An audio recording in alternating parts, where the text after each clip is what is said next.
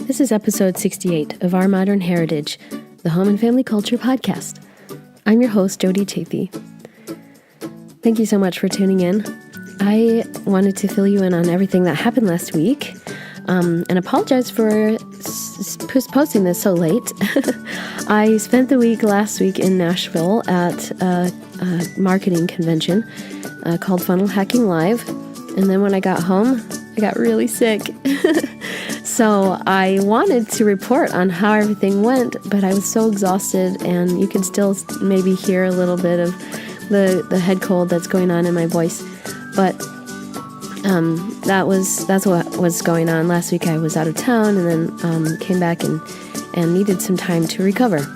And so that's something that I have learned from my coping strategies, is that the level of stress that we endure needs just about the equal amount of recovery. And last week was really good, and it was like a good kind of stress, most of it. Part of it was a little bit of not as good stress. Last Monday, my little family and I loaded up the car and started driving out to Nashville.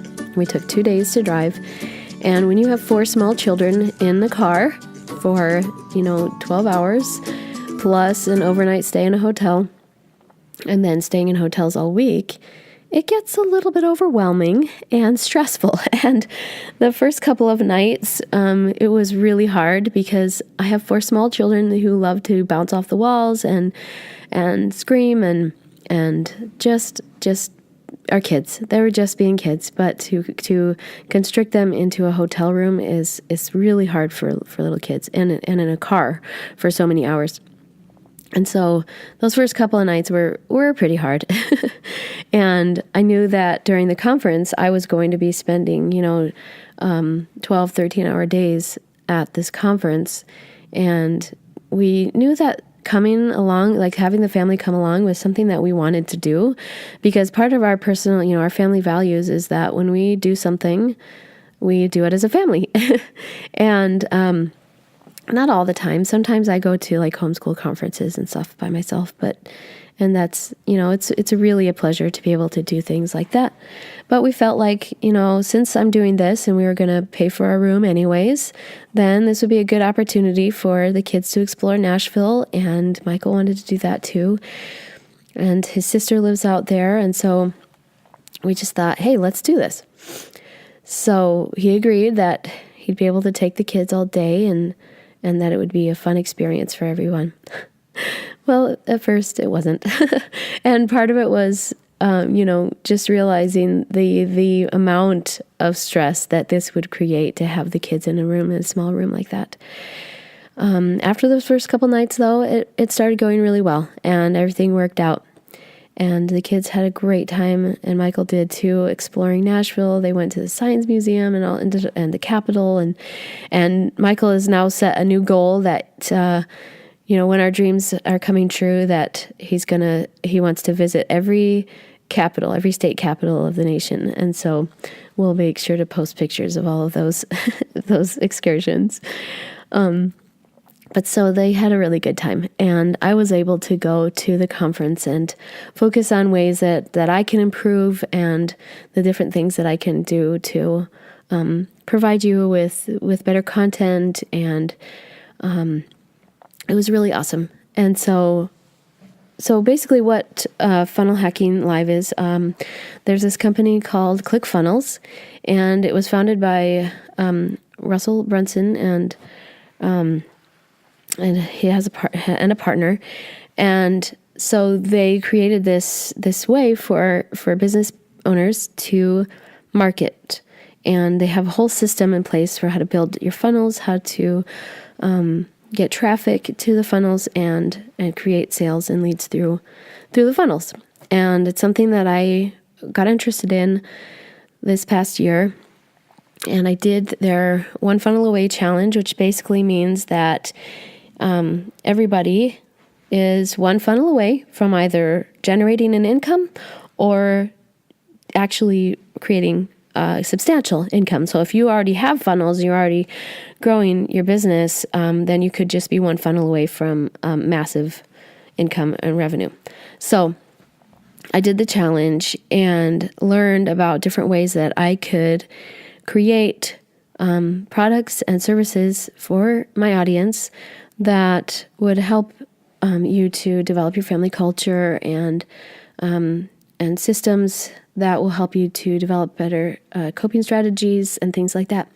And so I've been working on developing these kinds of products and things. Well, I still needed some help.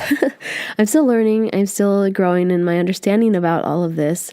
And I decided that going to Funnel Hacking Live would be a really good way to connect with people and get more information. And I was right. It was a really phenomenal experience. I was able to meet actually a couple of my guests who've been on the podcast before. They were at Funnel Hacking Live, and that was really cool to be able to see them in person.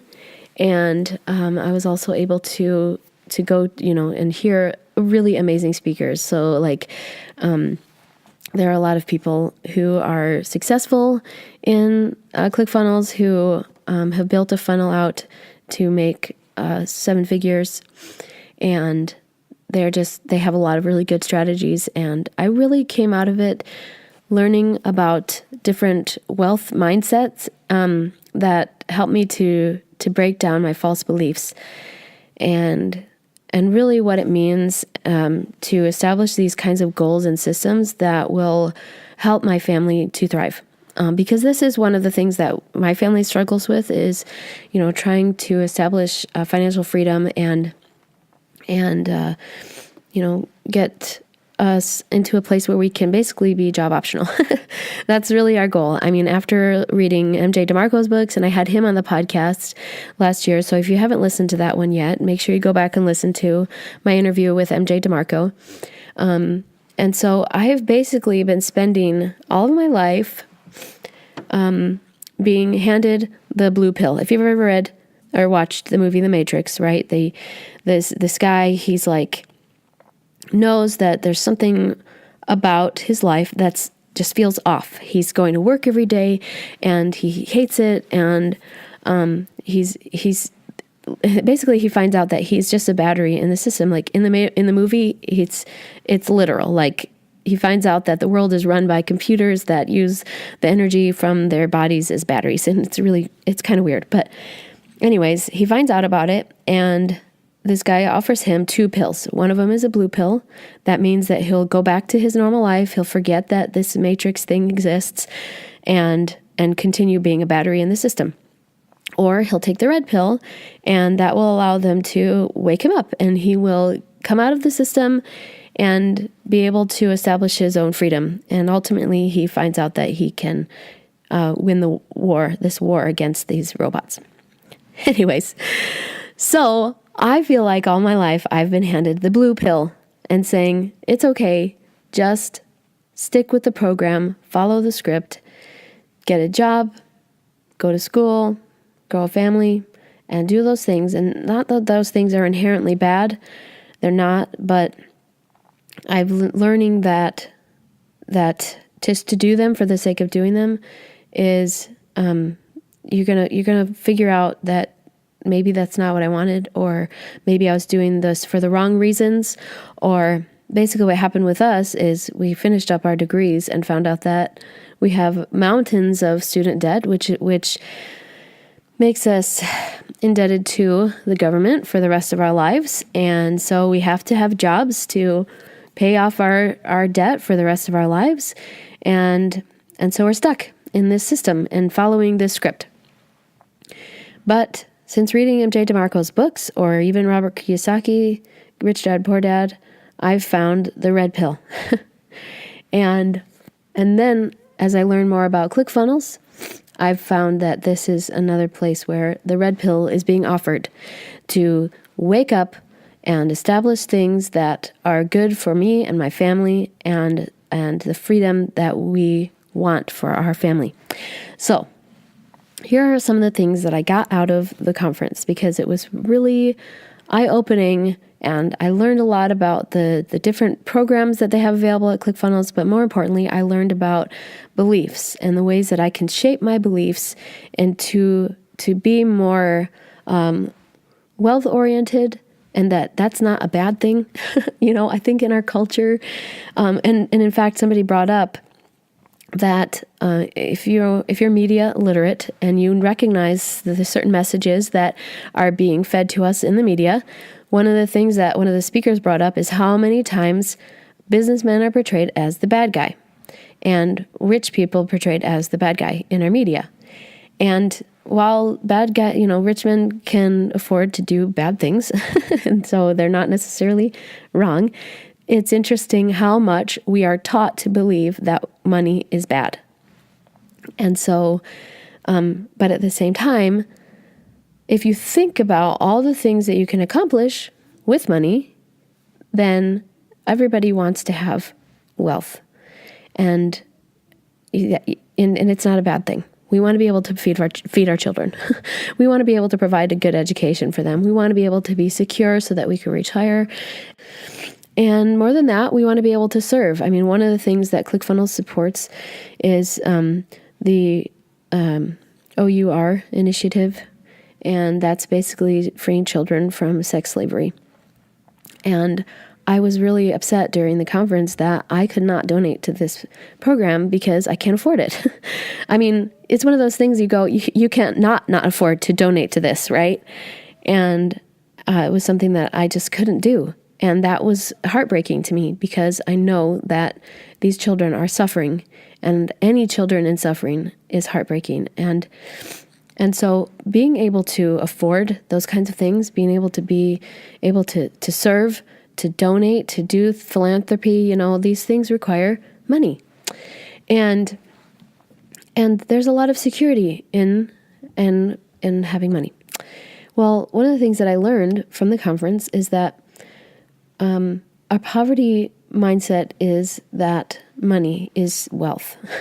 But the reality is that time is wealth. And the wealthy are willing to pay money to buy more time. And that's ultimately what it comes down to. You read Robert Kiyosaki, Rich Dad, Poor Dad, and MJ DeMarco's The Millionaire Fastlane, and any of these books that talk about wealth, is that they trade their money for assets, not liabilities. The poor will buy only liabilities and things that consume their money, and they have to go back to work, give up more time to have more money, and then they don't have the time anymore. And that's a false belief, that in reality, the wealthy purchase assets that give them more time. And so that's what ClickFunnels' role and their goal is to help people to establish systems so that they can afford to buy more time. And then with that, and then as they make more money, they can afford to buy assets. And with those assets, they can use their money and their time to serve. And so that's really a big part of what I got out of the conference. And it's important to our culture because when mom and dad are going to work all day, and then their kids see them going to work all day, they're absent, we're not together, we're not doing things together, and then the kids think, well, that's all there is, right? I'm supposed to grow up and get a job and be just like mom and dad. Well, I want to end that cycle for my family. And I want us to be able to spend more time together and use our time more worthy efforts of togetherness and pursuing our goals and our dreams. So let's see. I learned that wealth is a belief that time is the most valuable asset we have and is more important than money. But having money grants you time. Making money faster grants you time. It's possible to make money faster. That you don't have to value your time by an hourly rate. A second takeaway that I got from this conference was that education is not simply or only for the sake of knowing. That education is a means of mastery. That you learn for the sake of mastery. And that, as I'm homeschooling my kids, one of the things that I struggle with is that I don't want them to miss out on anything. I want them to know everything. I want them to know everything about history and science and art and music. And I want them to understand and be wise and have all of this knowledge and understanding. But when you think about people who are successful and who are thriving, it's because they have developed their knowledge to the point of mastery.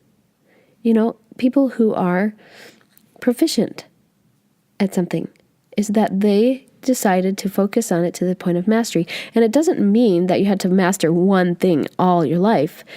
It just means that you pick something and you work on it till you master it. And sometimes it's something, ideally it's something that is your mission, Like I feel like my mission right now is to learn and teach about family culture.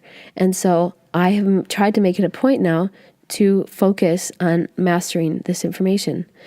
And then when I think about my children, I want them to master, let's say I want them to master ancient history. Well, if all we did is focus on ancient history, they're going to learn about math and reading. They're going to learn about culture. They're going to learn about science. They're going to learn all this stuff just because they're focusing on ancient history.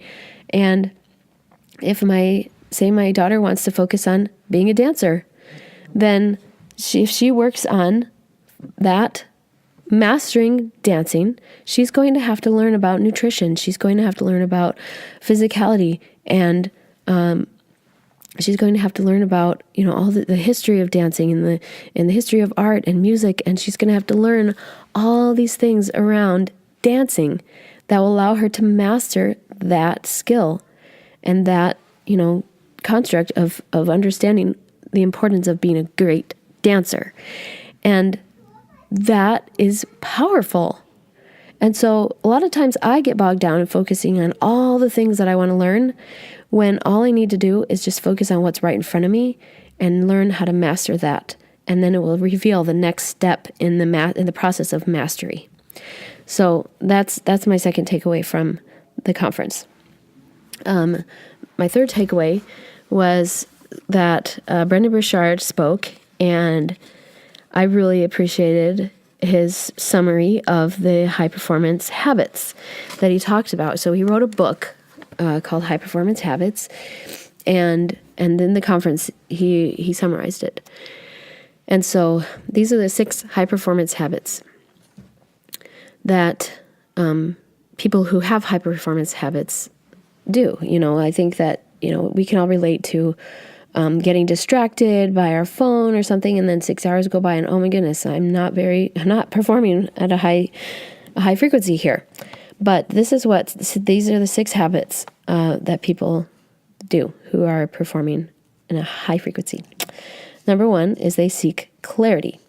And that's something that I've really focused on with family culture. Seeking clarity means being intentional and figuring out your boundaries. And, an example he gave was Oprah Winfrey will always start out a meeting by saying, what's the intention for this meeting?